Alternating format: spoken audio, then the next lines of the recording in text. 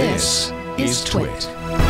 Bad news. According to The Verge, Apple's Magic Keyboard that I spent $350 for on the last iPad Pro 12.9-inch will not fit on the new iPad Pro 12.9-inch, which means I'm going to have to buy another, to add insult to injury, $349 keyboard. Yeah. Let's see, it's a $23.99 plus $349. Now we're up to about $27.48. Almost the cost of an original Mac. Add text. Yeah, I mean, add Those text. displays are not cheap. Yeah.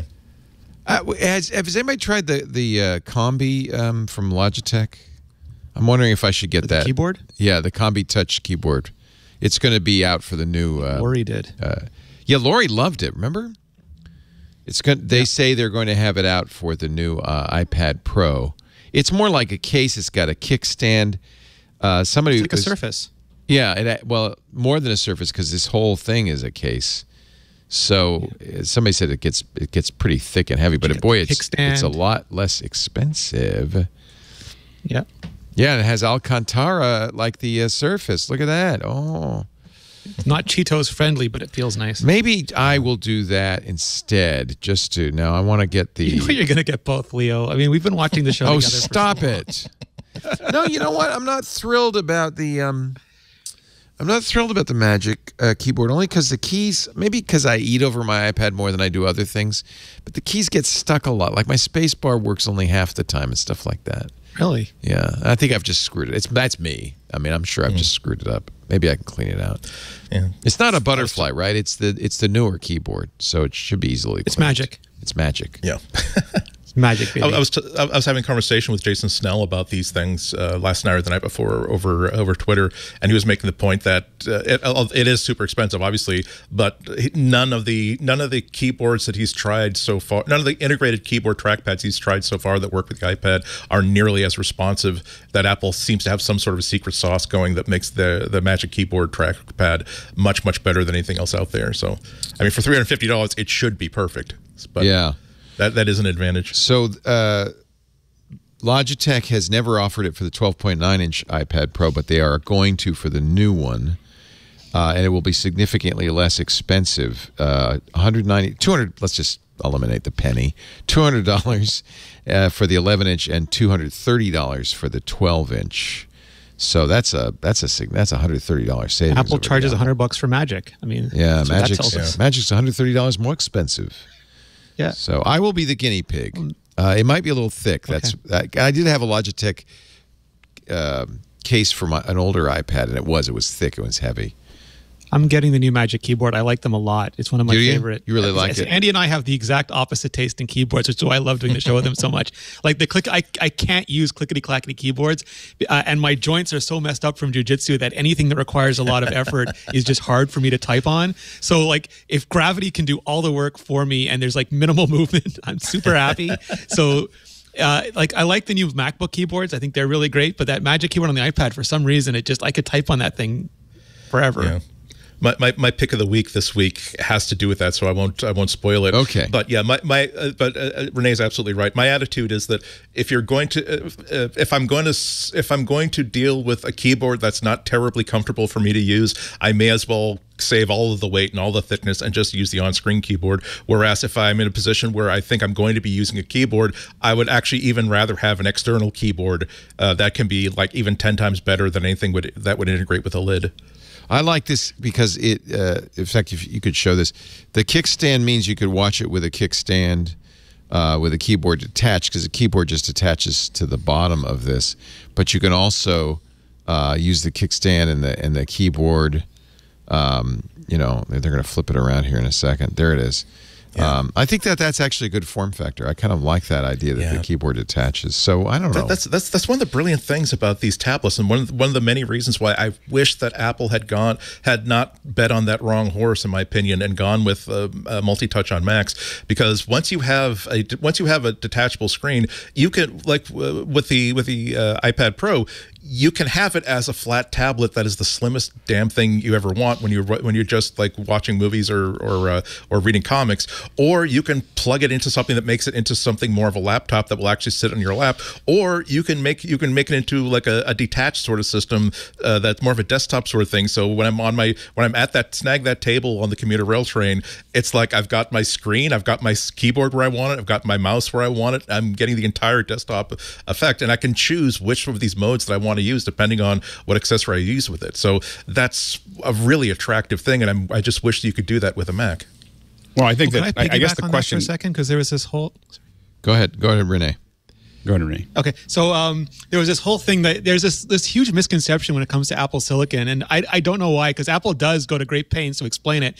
But the minute the M1 came out, people were like, "I can't wait for the iPad to get Apple Silicon," and we were like, "No, it's had Apple Silicon for 10 years." Yes, isn't that and now funny? the iPad has the M1. Yeah. And people are like, "I can't wait for the iPhone to get M1." I'm like, "No, it's M1 is A14. It's an A14." But it's given people this idea that the iPad can now miraculously run macOS software, that just because it's the M1. Yeah. Right. And there's been a lot of people writing about Apple bringing either iPadOS to the Mac or macOS to the iPad. And I'm still hoping that we get AppleOS or SwiftOS, which does exactly what Andy said. It's like a endpoint neutral, input method neutral. It's on all your Apple stuff. It knows what inputs are available. If you want to touch, you touch. If you have a keyboard, mouse, pencil, all these things, it just feels like we're getting everything from Swift ASI to Swift OS at some point from Apple. That's so hard to do, though, Rene, because, and this is why Microsoft had so much trouble with it in Windows 8, is the touch targets for a mouse-based OS, Mac OS,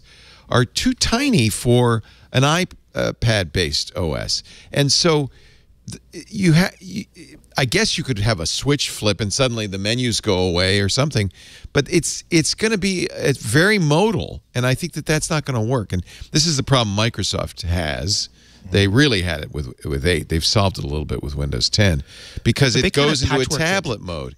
And but the small touch targets make Mac OS very difficult to use with touch. Well, I think. But I think that once you start to integrate both of the experiences together, it doesn't have to be that you're using all of one or all of the other. So I know that when I've being able to use a mouse and a keyboard and then just touching the things that I want to touch is useful. Yeah. Not that I want to touch everything all the time. I don't want to sit there and try to use Final Cut with that, but I would love to be able to click on certain things or move things around. A lot of times for me, this gets back into my methodology of how I build Keynote documents, is that I have to go to my iPad to draw it, but then I have to come back to the OS to actually finish the Keynote document because the iPad is too inefficient. It's too inefficient for me to just build a deck by itself on the Mac, in my opinion, and too inefficient to try to build the rest of the deck on the iPad. And I just want both of them to be merged. If I could just draw on that and then use the tools the way they were designed, because the touch interface, to your point, is very hard to use for a high definition placement and so on and so forth that you would need for a real dock. What I was thinking about how to leverage the M1 chip in both machines is to come up with the most back to my Mac 3000, where instead of having a system where the traditional remote access where you're basically live streaming the screen from a computer you have at home, what if it would still require you have your Mac Mini or your MacBook or whatever up and running back home, but because it has that shared, it could possibly use a shared code base because it's using exactly the same CPU. What if all it was doing was sending UI events back to your original Mac? The Mac sends back, here's what I want the UI to do, and now the iPad just does it instead of reproducing an image that's on the screen back home. It's actually drawing the interface as it goes. So it's not running the app natively necessarily, but maybe hunks of that code could run on the M1. And I wouldn't mind so much that if my mindset is in the mode of I just have this super slim and portable Mac that can also do iPad things, I would, and if it would also help Apple to sell me a new Mac back at home, I would actually be very interested in that, because one of the things I was using the iPad for a lot was simply remote access back to my Mac and my Windows machines. The Independent addressed this a little bit in their interview with Jaws and John Turnus. It's a good interview. Unfortunately, it's behind a paywall, so I read the 9 to 5 Mac summary of it.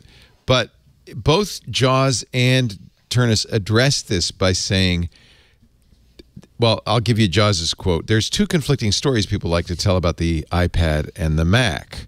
On the one hand, people say they're in conflict with each other, that somebody has to decide whether they want a Mac or they want an iPad. Or people say we're merging them into one, that there's this grand conspiracy we have to eliminate the two categories and make them one. And the reality is neither is true.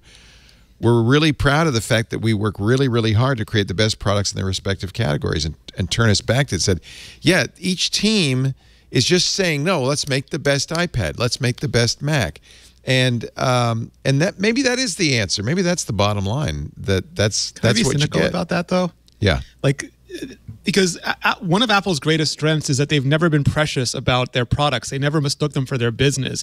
They were never the iPod company. They were never even the Mac company. Right. Where like Microsoft famously would not let go of Windows until it was in bombers, not dead hands, and they rode that into the ground. But Apple, like, they will skewer the iPod for the iPhone because they know that they'd rather do that than somebody else.